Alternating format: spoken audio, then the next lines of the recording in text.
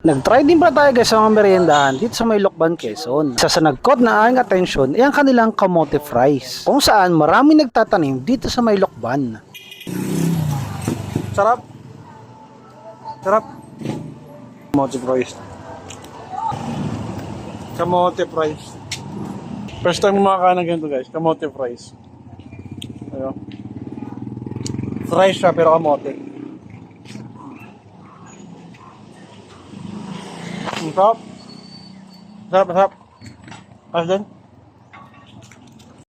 First time guys na fries, kamote fries na may cheese flavor. Gusto lang.